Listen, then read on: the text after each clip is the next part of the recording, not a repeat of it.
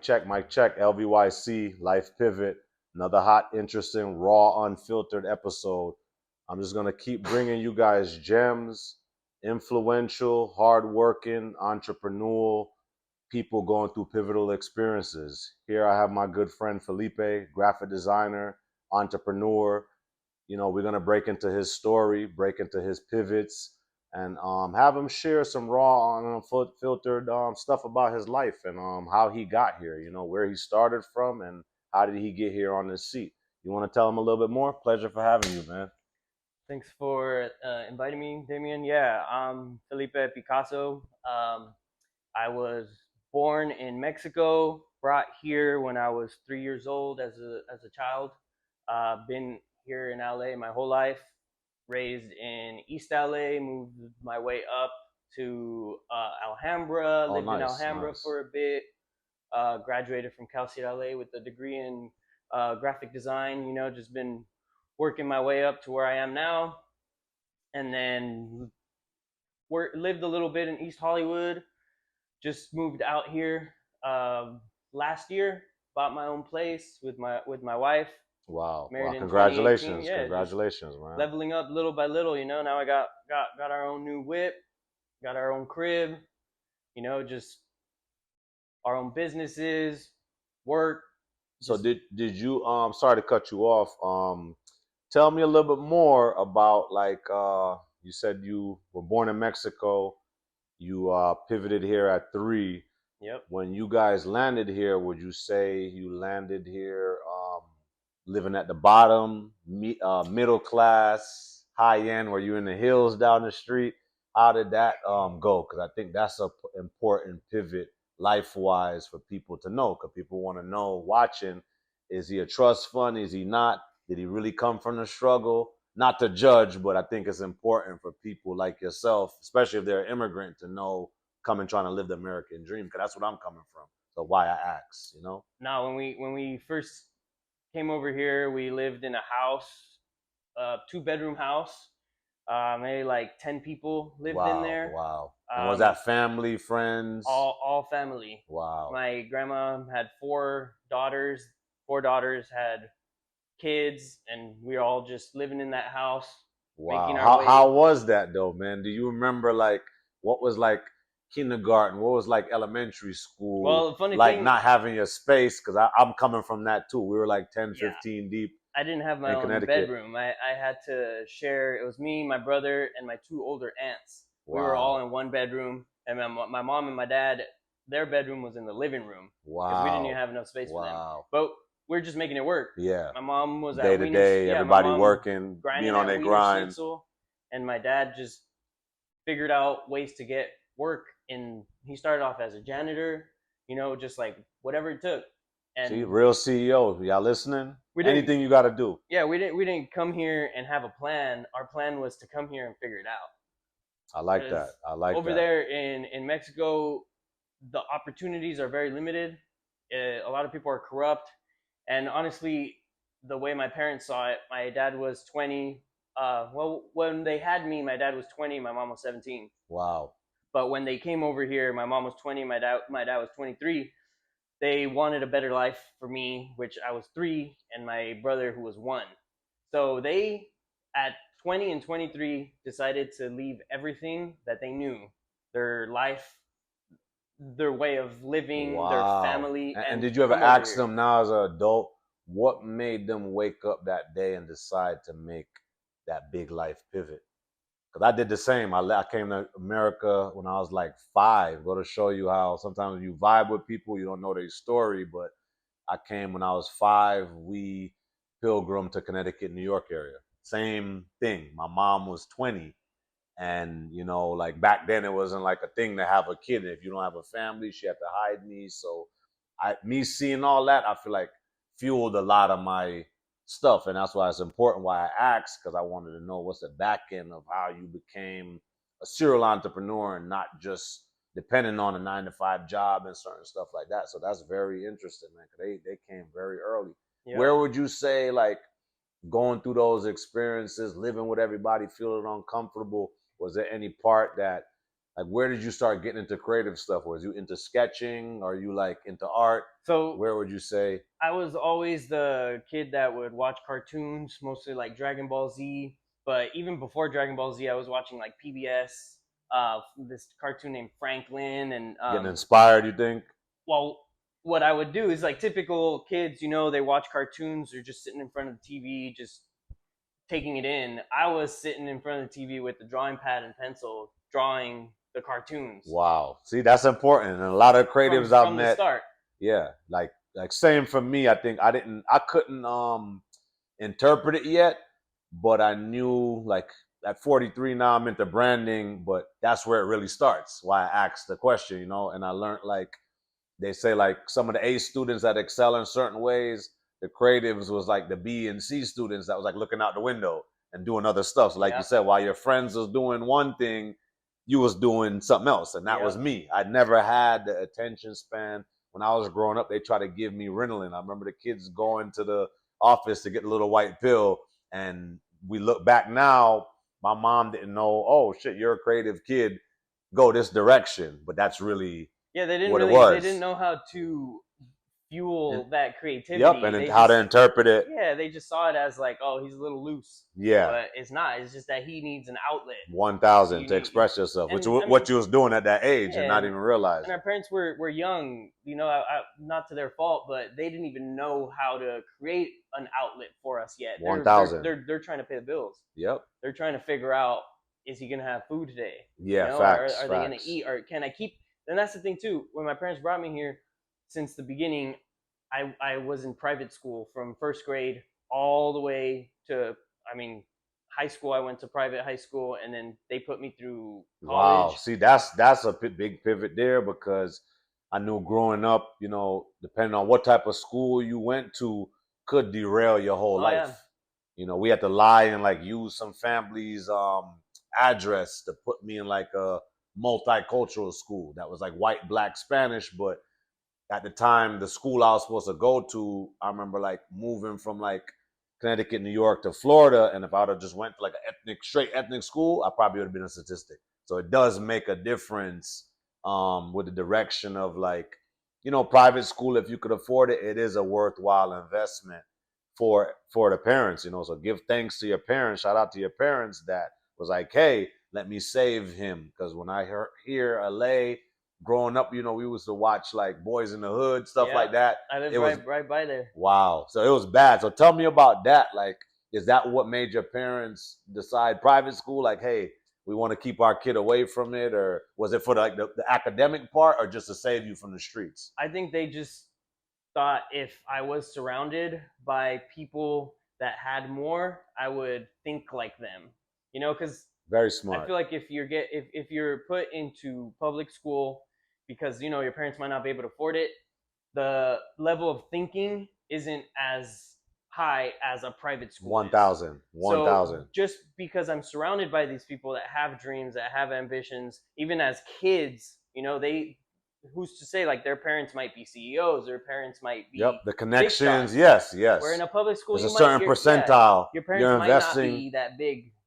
But it invests you into a certain percentile. Yeah, but you're around that, and you think like them. You want to be like them, even if it's at a subconscious level.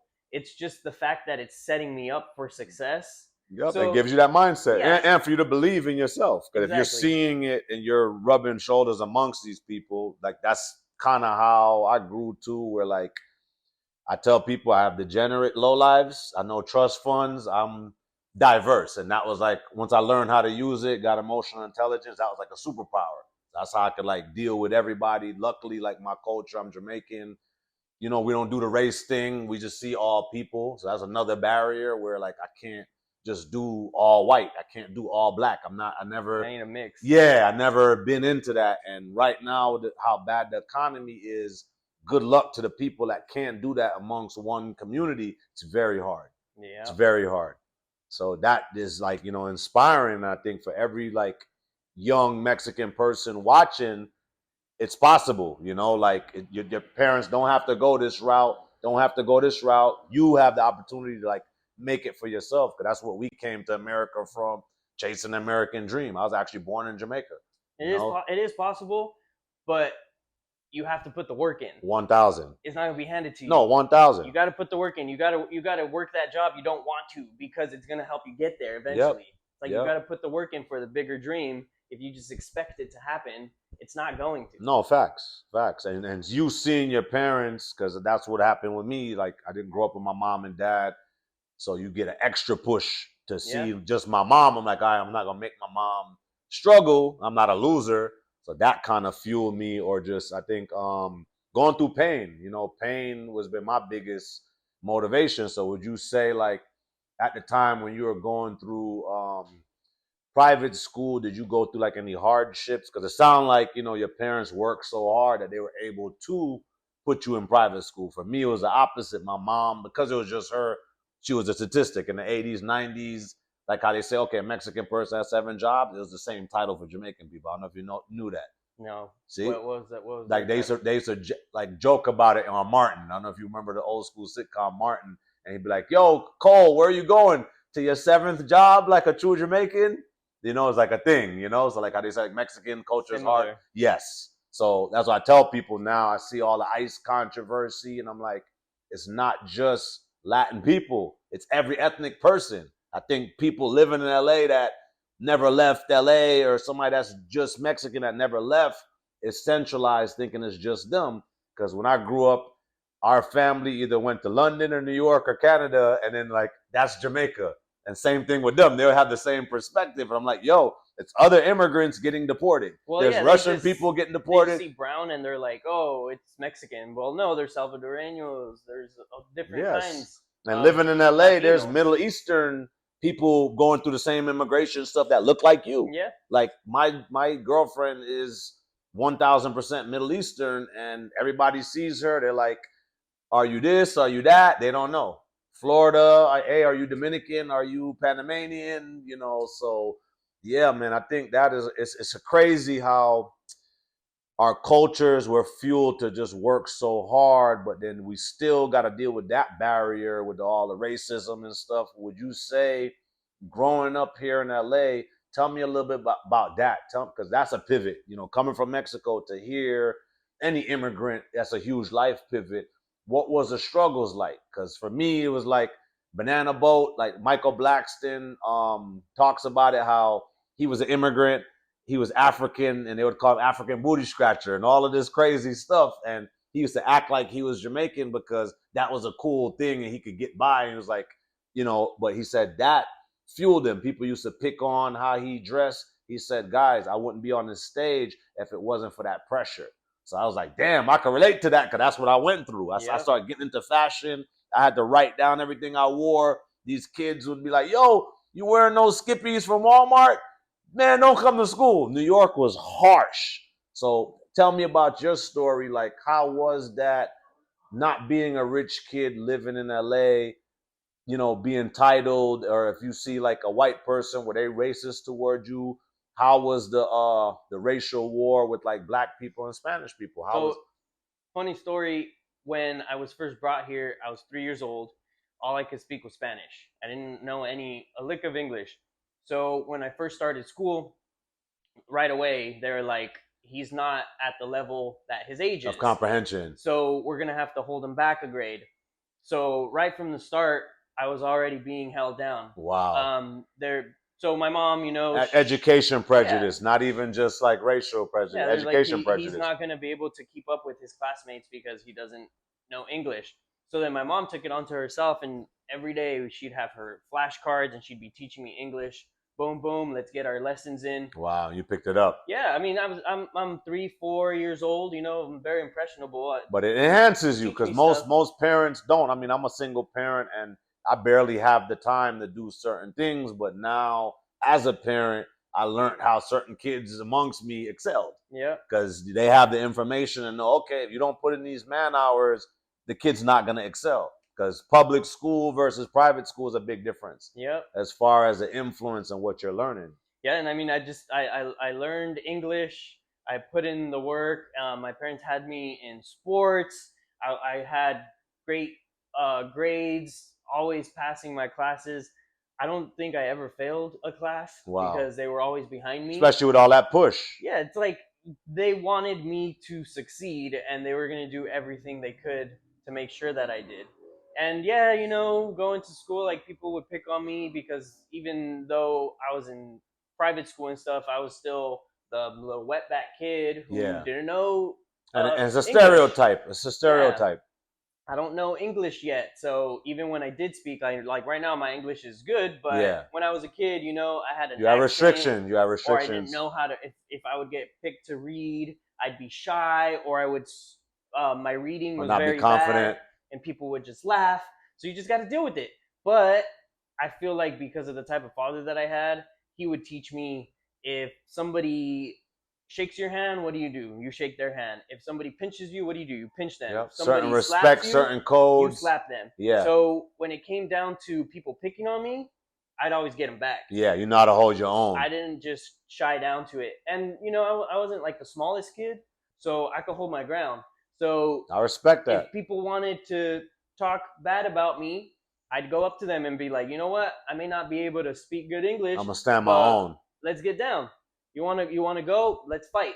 And even like standing up for yourself, believing in yourself, like that's where it all starts. I feel like that's what gives you like a backbone. You have to. You know, like if not, you're gonna crumble. Yep. It's a lot of pressure for a kid to be pushed to be successful in a new country, leaving everything, and then on top of that, you're getting bullied at school. It's like, yeah, there were times where I'm like, I just want to go back to Mexico. Like, I don't belong here. It's frustrating. Yeah. You're wondering if your parents made the right decision. Same. But you're a freaking child, you know? You don't have control over your situation. I can't say, I want to get out of this. I want to go back. You have to deal with it. Yep, and level up. And it weathers you. And that's what I feel like makes us men. So sometimes they're like, oh, like, he's a man, but he's acting like a pussy. That's where that comes in. Because broken homes, lack of emotional intelligence, you don't know what to do. So like you said, I'm a keen listener. Your dad showed you what to do. Oh, yeah. Think about the statistics of the people that's messing with you. They coming from broken homes. They didn't have that infrastructure to show them what to do. Me, I grew up as a chameleon. I'm like, yo, I'm going to survive. I got nice taste. I learned to like mimic, or I go to my friends' houses. I'm like, oh, okay. So this is how this shit looks with like a complete home. If they had dad and mom there, mainly like, you know, not to be racist, but I would say most of my white friends are like, you know, it wasn't really the ethnic, my ethnic friends was broken home. So I couldn't learn. We would learn from each other, but that wasn't the right thing. So that's very powerful for the homes and couples that are still together. It goes a far way. And I'm learning this level of emotional intelligence through raising my daughter. Cause I'm like, oh shit, this is where a lot of this like imbalance starts, and you don't know any better. And this is what's making, I think, a lot of people so rebellious in the world. Or like I see a homeless people, I see like a grown kid. I'm like, oh shit, you never fixed yourself from a kid. Or they say certain cops pull people over, they got picked on. Same thing. Yeah. I see it all the time.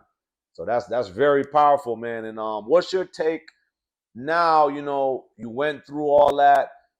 You established yourself as an entrepreneur. How did you get to that point, education-wise, or like what made you not reform to just a 9-to-5? How did you let all that transpire into you being an entrepreneur with your own company sitting here? Well, that's the thing too, is I do have a 9-to-5. I'm right now. I'm an art director. Oh, dope. At a creative agency named Compadre. Nice. Which is out here in LA. We do marketing, creative marketing for national companies. You know, I've worked for like the NFL, Apple, Amazon, all of those. So I do have that job, but on top of that, I also have my own Picasso Creative LLC. Solid. I have my own clients that I work for, that I'm in charge of, and it's just me. And of course, now with AI and everything, you can make yourself look like a 10-man team. 1,000. So I utilize that to make myself bigger and get more clients, and they're like, "Oh, this is a whole team here." See, but it's really just me. I respect how you just broke that down, because a lot of people are scared of AI. So would you just explain to me? You're not scared of AI. You're not running from it. You're running with it and manipulating it, which is how I feel. We got to hustle AI. AI is the next 100 years. So what are we gonna do? We're gonna think about the last 100 years. So that's very powerful, man. That's what I was gonna ask you, like, how has business, like, has it pivoted up better? Has it pivoted down with the state of the economy? People not having money. Like, what's your take on that? Because some people are saying, like, oh shit, AI lost my job. I lost my job because of AI. What's your take? Well, I believe that if there's money out there and you provide the value that's adequate for what you think you should be making, you could find it. Got you. So through value. Yeah, Through your, but you can't be saying like I want to make this much, but you're not worth it. got you. Got you. What? Just because you have a degree? Yeah. How many other people have degrees? But what else? What else are you bringing to the table that makes you worth that value? And that's powerful what you said, man. There's a certain level, like people reach out to me because they see my work, they see how much passion and whatnot, and then I tell them like, this is my price. I'm not budging. If you want, which cheaper, is a standard. It's a standard. Cheaper, you can go to Fiverr where they do $5 logos. 1,000. But I'm not like that. And you set a standard. But that's because I know my value. So as long as you know what your value is, there's gonna be people out there that are willing to pay it. 1,000. 1,000. So put yourself out there. That's why I don't know if you've seen quality. I believe in quality over quantity. That's what I saw when I saw your site and your work. I was like, you're more niche, because some people, they try to cater everything, but me doing this for 10, 20 years, I like what you said about like the value. I believe there's value in people's man hours. So because me and my videographer Alex been doing this for years, I ask people, what's your man hours like? Because it's either just like if you graduate, you go to Harvard and you got to do case study, it's the same thing. What's your man hours? Do you have the man hours? Because yes, you might have a degree, but your degree might not be equivalent to 10% of my man hours, both in a good way, bad way. Because that's where I'm at now as a senior doing what I'm doing. Like even now, I wouldn't be able to execute all of this if I didn't have the man hours. This is actually easy and fun. I could do this shit in my sleep because we got 10, 20 years of man hours. So that was very important that you said. And I think people listening, you know, when you meet people and you're about to engage before you invest a dime, check their resume, and not just on paper, but in 3D to actually see their man hours. What have you guys pivoted to? Have you guys had any, you know, what's your testimonial? Now everybody goes to Yelp for a review, but what's the depth of that? So I think that's very powerful, what you just said. Going back to the AI, when AI first came out, I always have been the type of person that gets excited with new things. Yeah. Because I feel like when something new happens and you get ahead of it, you are allowing yourself to be the forefront of whatever's to come after. Like an edge, yeah. You have an edge, yes. Yeah, you don't want like a new style. You don't want it to be 10 years from now and be like, oh, I should have jumped on board. 1,000. Because then it's too late. 1,000. And then you're going to be waiting for the next thing. So when AI came out, I was like, oh, for my generation, for people who are millennials like me, I was like, this is the thing that's around that we can take over and utilize. We can move forward with. Yes, correct. So I'm figuring out ways how to utilize. I use AI for my workout programs. I use it I used it to help me do my taxes. Wow. I use it for client work. Yep. Cuts time. That's the thing. Energy, like thinking. It's doing it all for you. Well, I would have done all of this work anyways, but it would take me 5, 6, 7 hours, where this just does it in 2 seconds. 2 seconds, yep. So now less stress, you have more time in a day. It's actually like a little luxury. Yes, it's actually, I think people, we work to be able to vacation and get time. Yeah. So if this thing is cutting time, that's what made me fall in love. Not about the usability, but like just the fact that it was so efficient. I was like, oh snap, something that would take me this much time. So I don't know how people mentally are stressed out with this thing. Because if anything, you have more time to figure out something else. The people that are scared about AI are the ones that I wouldn't say are lazy, but don't want to put in that extra effort to either learn it or to utilize it to evolve. Correct. They like where they're at. Correct. So it's threatening their existence. Correct. That's why they're scared. You're like, oh, I'm They're like, scared. oh God, this thing Yes, is yes, gonna change facts. everything. And you know, I think a lot of people just aren't living on the edge, and a part of like creative people being inspired is that edge. Like you said, like when you know, oh shit, this can do this. It's something new. I got like a 5 second rule where things get redundant. I like lose interest. I'm not passionate. I gotta like it gotta be something else. So even when this whole podcast thing started, like it's been around, but once I saw people's engagement shift and people's attention span, I seen that with my brand where before I could post on Instagram and convert to a sale, once I seen that shift, I was like, okay, I gotta shift forward with something else. And I tell people if you meet somebody that's been doing the same thing for 20 years and they're not super successful, they're stuck.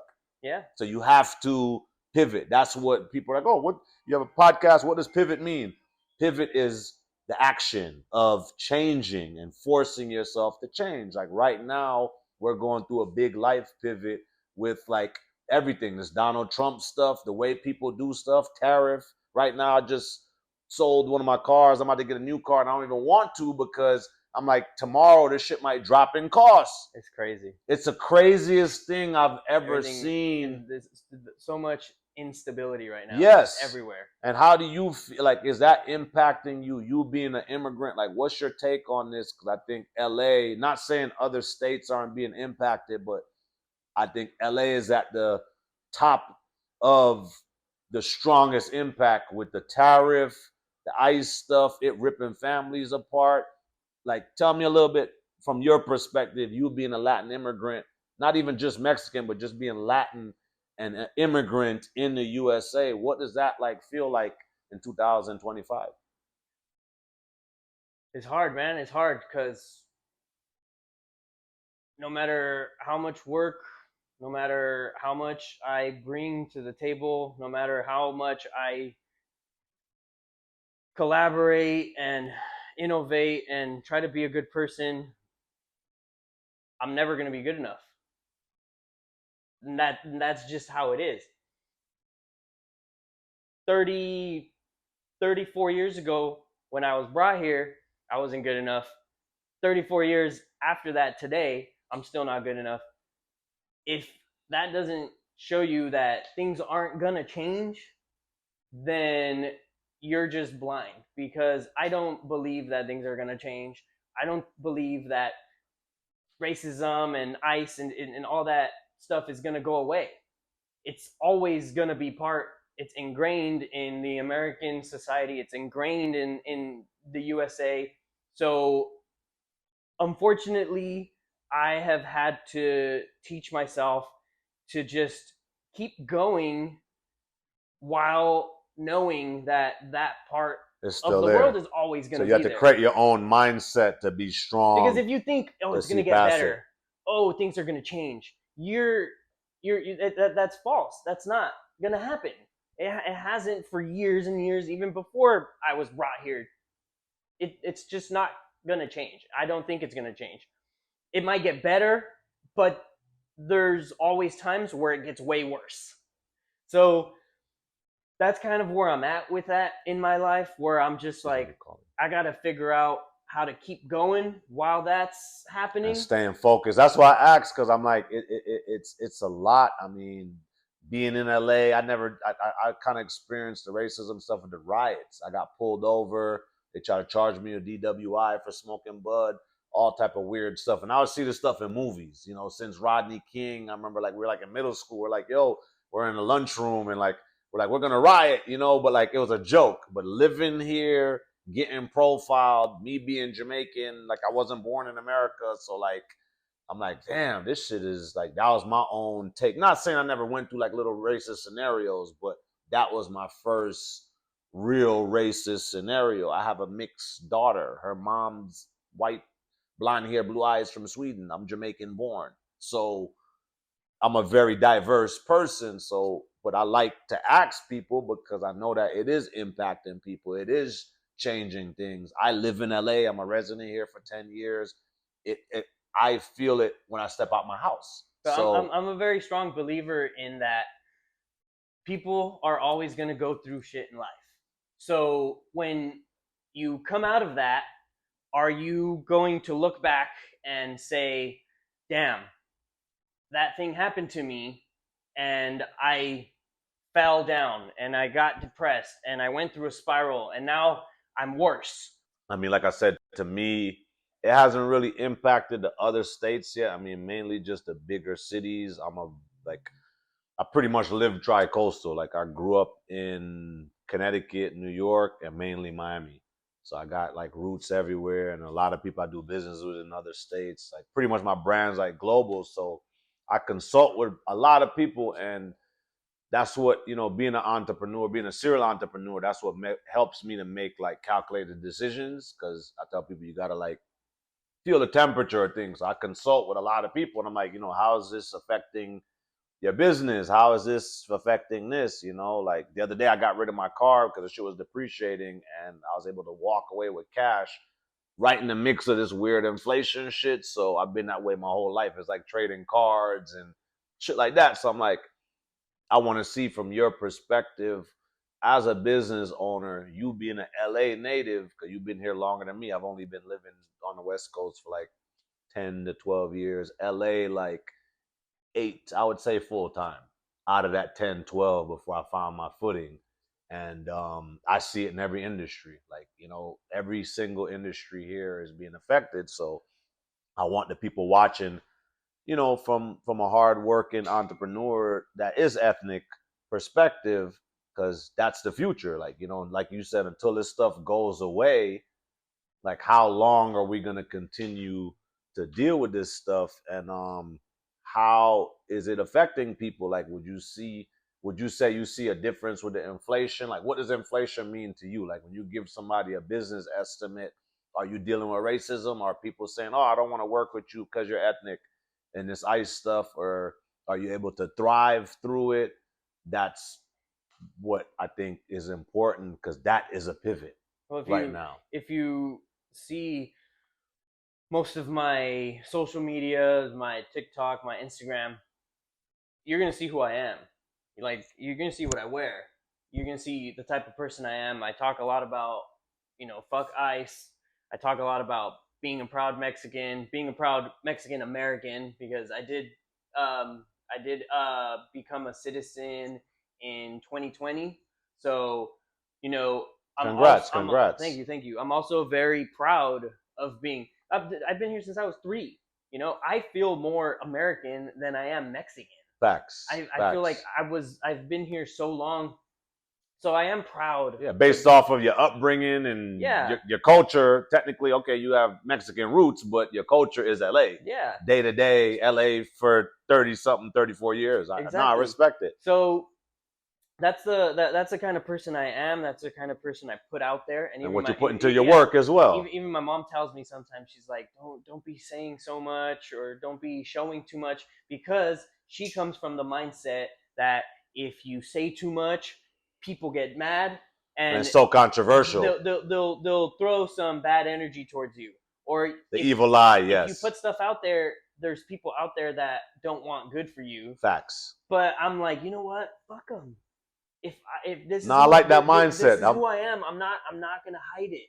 I'm Facts. not gonna hide who I am. Facts. If I want to say I'm a proud Mexican American, but you think I shouldn't be because I might ruffle some feathers, then the people that their feathers get ruffled shouldn't be following me. Yep, yep. And I like that, because I don't believe in dumbing ourselves down to fit No. in place, especially that we've outgrown. So as an entrepreneur myself that's constantly trying to grow, constantly trying to get to the next level, I hear what mom is saying, because my mom tells me the same thing back in Florida. Hey, be Yeah. careful with the conversations you engage in. And I guess because I don't live like a typical 9 to 5 lifestyle, I don't have to No, like we're putting our shit out there. yes, you have to. And I feel like a lot of this platform is freedom of speech.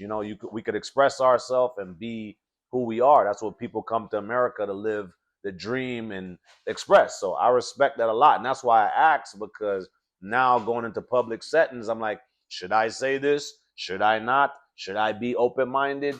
And it is political. And I know that a lot of people aren't as open minded. So that's where I have to bite my tongue, and it is a scary thing not knowing who can I engage with. Can I be myself? Can I be open?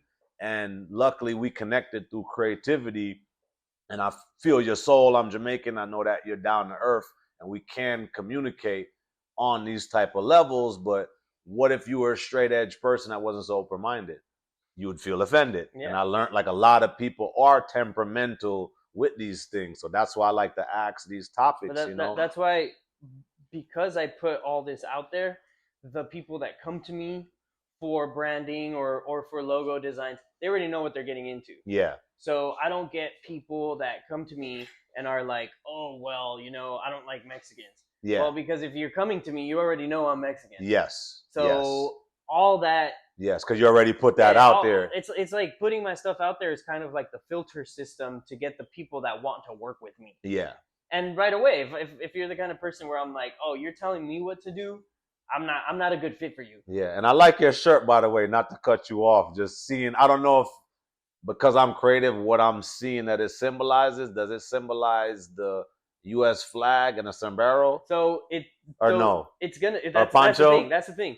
It depends on your perspective, your life of what you see. For me, this shirt represents who I am. 1,000. I am a Mexican American, and I don't represent the American flag. I don't represent I mean, not to say the American flag is bad, but the current status of what the American flag represents doesn't resemble me. No, 1,000. Because they don't. It doesn't. Yeah, and it doesn't match your roots. That flag, I'm not good enough for that flag, but I also don't represent the Mexican flag.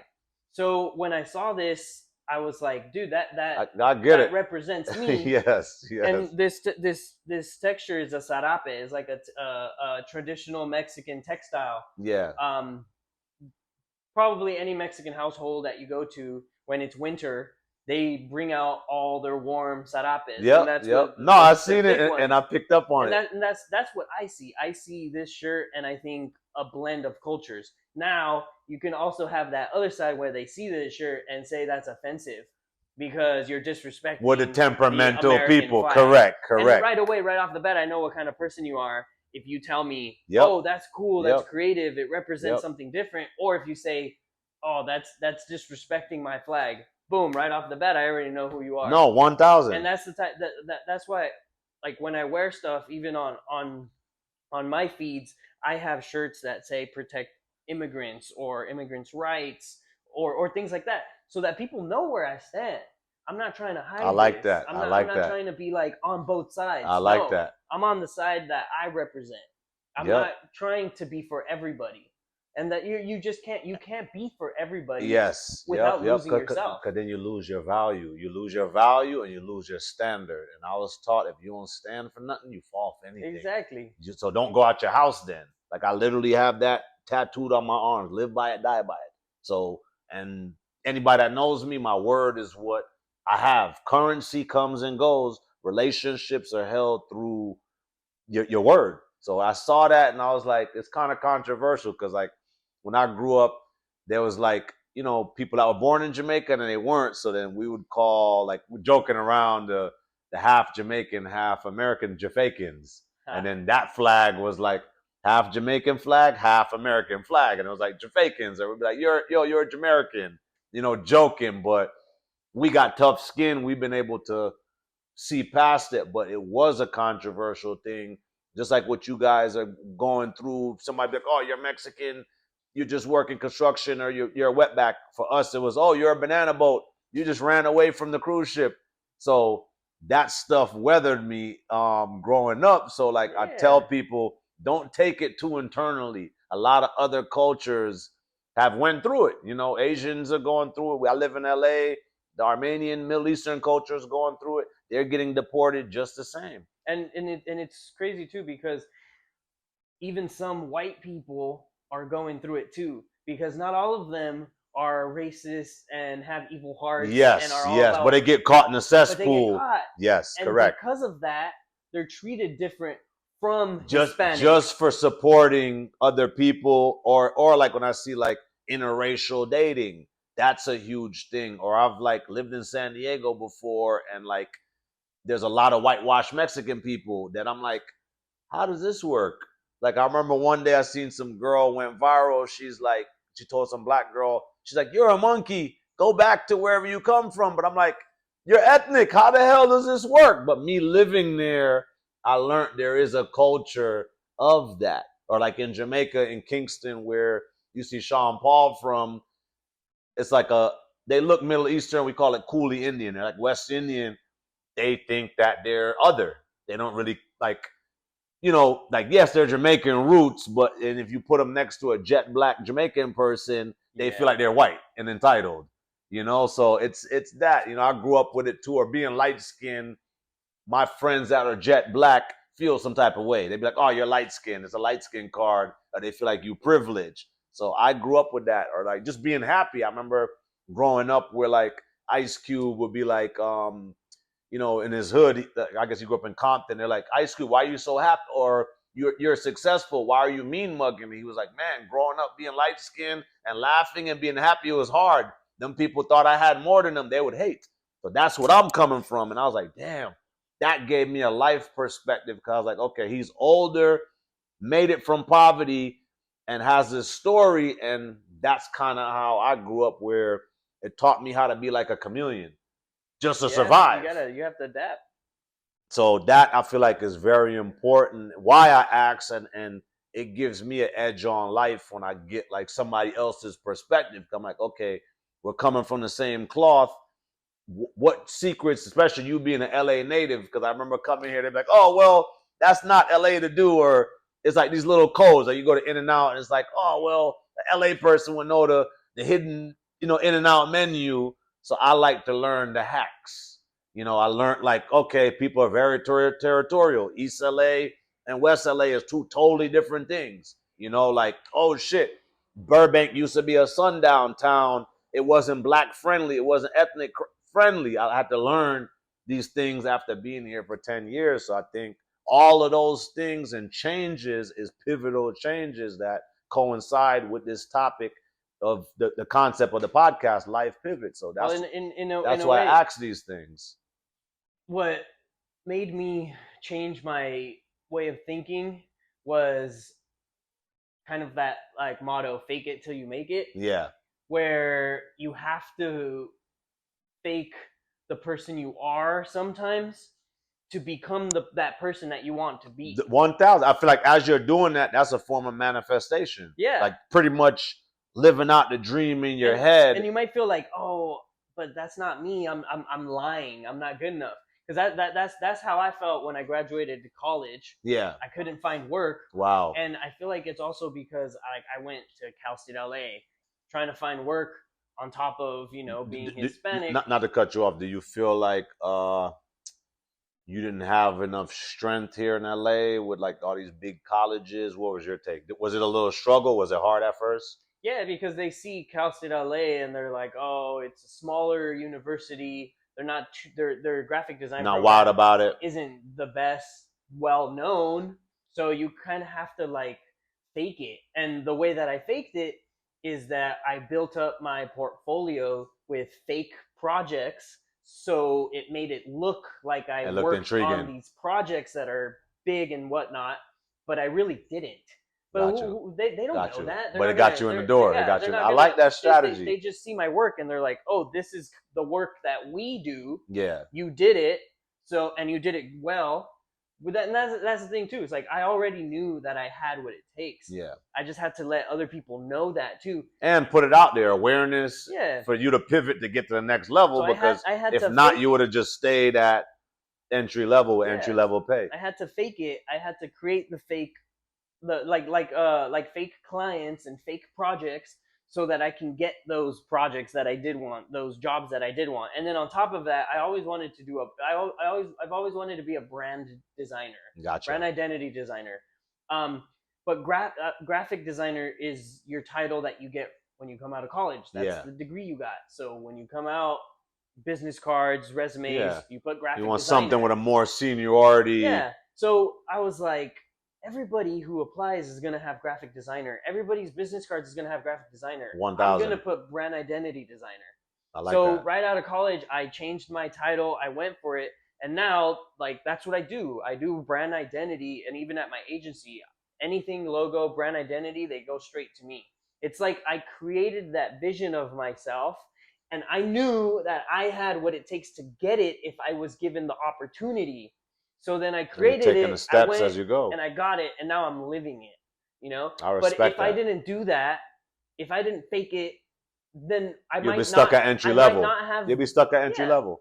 I might not have had that opportunity Yeah, to and become you that went person. hard with your resume and your work history and your man hours just to show, like, okay, away from my degree, here's my credentials. But I knew I was That's very I was powerful. different in it, because when I would go to work with other creatives, I would tell them like, yeah, I'm listening to a design podcast, and they'd be like, oh, you design outside of work? Yeah. Like outside of our working hours? And I'm like, yeah, that's my life. Like I go home and I design. Yeah. I'm on the Full weekend. time. It's not on just the for a weekends. job. It's my livelihood. On the weekends, I'm designing. Like that's just what I do. And that's when I knew, like, oh, there's a level to like the type of person that works and the type of person that it's their life. See, I like how you put that. You know what? Because you're right. Some people just turn the laptop off. For me to be here in LA, thriving as a single parent, like I said, I'm Jamaican. We know for 10 jobs, I do 10 things at once. Yeah. I don't sleep. Until I could afford to sleep, I feel like sleep is a luxury. So that is very powerful, man. That's why I have you here, my brother. And I think we definitely going to do like a round two, because we got a lot of stuff to unlock. So everybody watching, soak up these gems, soak up the information, rewind and listen to what he said and get some perspective. You having a bad day, you feeling like you at a roadblock, you're doing creative stuff, this is the platform for you, because we don't ever stop. You heard what he said? He realized he reached a point where people peak. When you turn off your laptop at the end of that 9 to 5 o'clock hits, and you turn your computer off, you're just going to get that level of results. So if you want that Lamborghini Urus, that Rolls Royce, it might take some overtime on your own, not just because your job is giving you overtime. That's what I interpreted from what you said. And this is a form of like just doing something else as well and not being content. So I think that's huge, man. I respect that. And this was a pleasure having you. And because we're capped the time, we can only do but so much, but we're definitely going to do a round two. Hell yeah, man. So I appreciate you. It. Yep. Bless. Thanks for pleasure having me. you. I appreciate it, for letting me tell my story, and let's inspire and get people influenced and motivated to just be better. Likewise, man. I think that's very powerful. And to all the ethnic people that have your similar story or you're confused, he just gave you hope. He went through it. He's been dealing with racism now in 2025, as all immigrants are dealing with this ICE stuff. And you didn't hear a smidgen of him stopping. So y'all can't use that as an excuse. Oh, it's blocking me. No, you got to work through it.